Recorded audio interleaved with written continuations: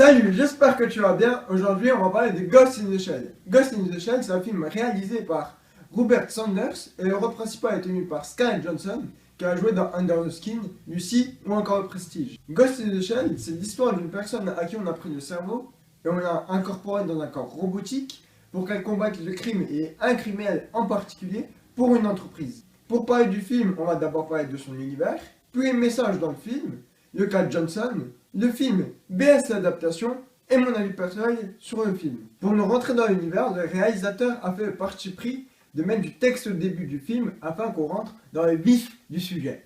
Même si c'est un truc que j'aime pas forcément, c'est un choix comme un autre.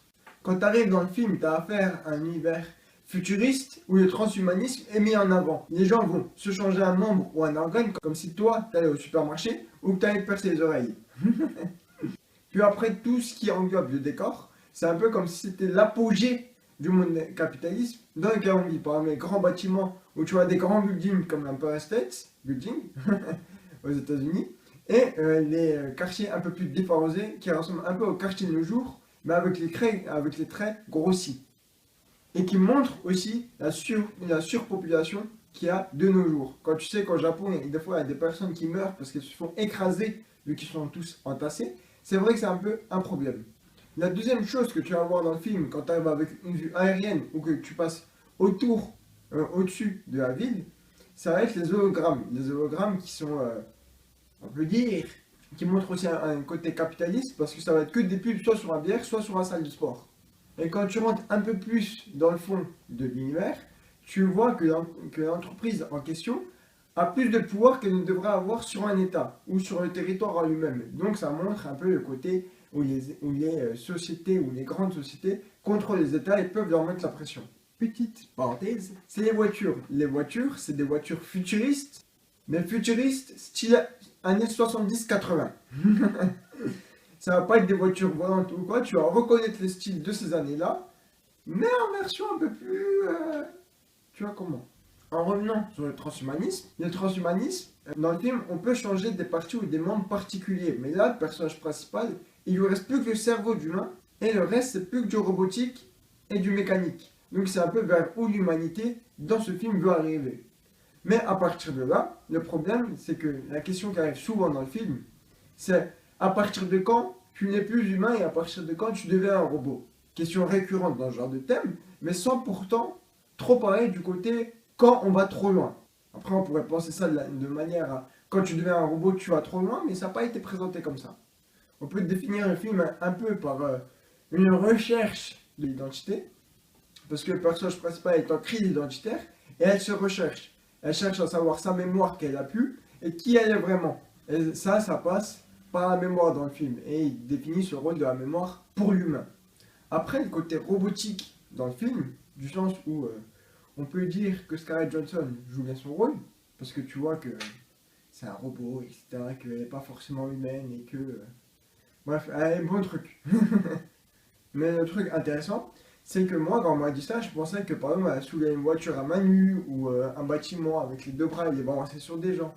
Mais ça va, c'est pas trop abusé. Elle a des capacités qu'un humain normal n'aurait pas, mais sans pour être trop dans un but. Et les moments comme ça, c'est montré par des ralentis pendant tout le film. Dès qu'elle va faire quelque chose qui dépasse le statut de l'humain, on va te le montrer avec un ralenti, on va le voir, et on va te le montrer en mode regarde, c'est incroyable ce qu'il est en train de faire, toi, tu pourrais pas le faire. Et bien sûr, vu que c'est un robot, quand elle se déshabille, eh ben non. Quand on est en train de la réparer ou des choses comme ça, pour les gens qui voulaient aller voir ce film parce que Scarlett Johansson aurait été nue, c'est pas le cas, tu vas vite être dessus. Je suis pas allé pour ça. Non, clairement, tu vois que c'est pas une humaine et que c'est vraiment un robot. Et à partir de là, ils ont aussi fait un peu en sorte dans le film à ce que, on va dire, à ce que ces formes ne soient pas mises en valeur ou quoi. T'as l'impression, voilà, c'est juste un personnage qui est là posé devant toi. Tu vas pas faire attention à ces formes ou quoi. Ce qui respecte en soi la forme de l'adaptation du film animé, et dans sa globalité, le film adapte bien la forme du film animé et respecte un peu même certains plans qui sont les mêmes, même pas mal, mais sans avoir autant de sang parce que c'est un film un peu tout public, du coup il y a des scènes où on les a mis un peu moins trash, où on a moins justement montré. Cependant, au niveau du fond du film.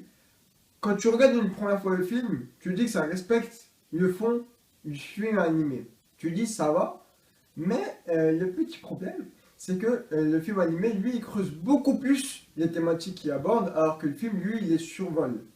En plus, il y a le côté japonais qui fait que quand tu regardes le film animé, tu continues à te poser des questions après et tu as encore la réflexion, alors que là, à la fin du film, on te dit directement à quoi tu dois penser et c'est quoi la conclusion de tout ça.